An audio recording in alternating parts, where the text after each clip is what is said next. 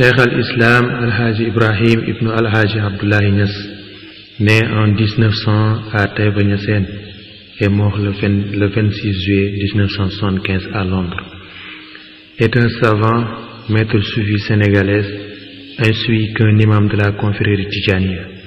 Il est le détenteur de la Faïda Tijaniya, grâce annoncée par Cheikh Ahmed Tijani à la fin de sa vie, qui compte le plus grand nombre de fidèles de cette confrérie. La position stratégique de Kaolack, centre du Sénégal, et les relations suivies de son père Abdoulaye Niass avec les lettrés du Sénégal, de la Mauritanie et l'Afrique du Nord font de sa maison paternelle un endroit privilégié où le jeune Ibrahim étudie non seulement les sciences religieuses, exerce jurisprudence, théologie, grammaire, arabe, rhétorique, métrique, biographie du prophète, etc. mais également accueilli un goût prononcé pour le mysticisme musulman. Son premier ouvrage, Ruhul Adab, écrit à l'âge de 18 ans, Ibrahim Niass écrit à la fin de son ouvrage qu'il avait 21 ans quand il rédigea son œuvre, ainsi qu'un traité de soufisme et de la voie tijaniya, intitulé Kashiful Albas en 1930, témoignant de ses connaissances ésotériques d'acquisition précoce. À la mort de son père en 1922, son frère aîné Mohamed Al-Khalifa Niass prend en charge la communauté des Niassènes et Ibrahim enseigne dans les écoles coraniques de son père de Taïba, Koussi et Kaolack. Son érudition et sa piété lui attirent très vite de nombreux adeptes. Dès 1930, il se proclame héritier spirituel de Ahmed Tijani et obtient l'allégance massive des disciples de son père, ainsi que celle de nombreux cheikh morts qu'il initie à la tarbiya, initiation mystique, dont le but est de parvenir à la marifa, initiation qui marque la spécificité de sa branche de la Tijaniya. Toutefois, son audience reste limitée jusqu'en 1937, année où il effectue son premier pèlerinage à la Mecque et rencontre l'émir de Kano, nord du Nigeria. Abdoulaye Bayero, qui renouvelle son affiliation à la Tijaniya auprès de lui et l'invite à Kano, il y a obtient l'adhésion de la majorité des ulémas de la Tijaniya qui, dès la fin de la Seconde Guerre mondiale, se font les moteurs de l'expansion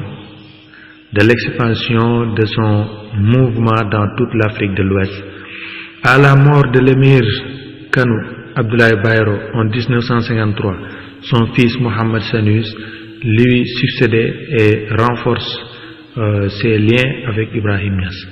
À la fin des années 1960, grâce à ses appuis politiques, le zèle de ses disciples nord-nigériens, son action éducative et le zèle de son prosélytisme, il se trouve à la tête d'une communauté transnationale de plusieurs millions de membres répartis entre le nord du Nigeria, lié par excellence de son rayonnement, le Ghana, le Niger, le Togo, le Libéria, la Sierra Leone, le Tchad, le Cameroun, la Gambie, la Mauritanie et la région du Sine Saloum.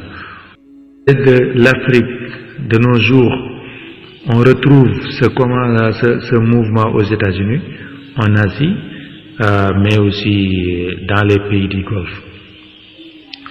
Cheikh Ibrahim Niass a fortement encouragé l'éducation des femmes et ses filles ont fréquenté et mémorisé le Coran au sein des mêmes écoles religieuses que les hommes aussi, a-t-il affirmé.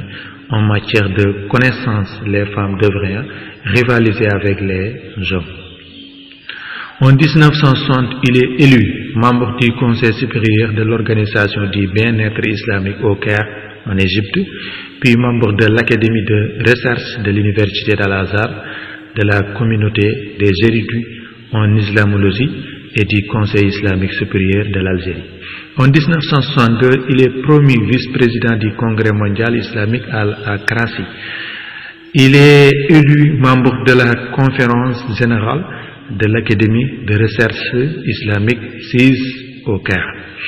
En 1966, il participe à la conférence tenue à Accra sur le thème « Le monde sans bombe atomique ». En 1969, il prend part à l'Assemblée constituante de l'Association des universités islamiques à Fès et en devient membre du comité exécutif. En 1971, l'Université d'Al-Azhar en Égypte lui attribue le titre de Cheikh al-Islam, guide de l'Islam. Il fut par ailleurs le premier noir africain à présider la prière dans la prestigieuse mosquée d'Al-Azhar. Comme diplomate sénégalaise, Baye Niass rencontre les grandes figures politiques telles que Jamal Abdel Nasser, président de l'Égypte, et le panafricaniste Kwame Nkrumah, avec qui il était très lié, ou encore Mao Zedong. Baye Niass défendait la cause africaine sur les plus grandes tribunes du pays. C'est un fait une renommée résultant de vastes connaissances religieuses, historiques, culturelles, scientifiques, philosophiques, etc. Baye Niass s'est ainsi fait remarquer à l'occasion de tous ses voyages dans divers pays comme le Nigeria, l'Arabie Saoudite, la Chine, le Ghana, le Maroc, l'Égypte, la France, l'Angleterre, la Belgique, l'Indonésie, le Pakistan. Cheikh al-Islam, Al-Hajj Ibrahim Niass, est rappelé à Dieu au Saint Thomas, hôpital de Londres, le samedi 26 juillet 1975 à l'âge de 75 ans. Dans l'introduction de son éloque panégyrique sur Mohammed, imprimé pour la première fois à Ibadan, au Nigeria, Baye Niass décrit sa lignée. Fils d'Abdallah, fils de Seydi Mohammed, fils de Mademba, fils de Bakari, fils de Mohammed Al-Amin, fils de Demba, fils de Rida, fils de Samsuddin Messina,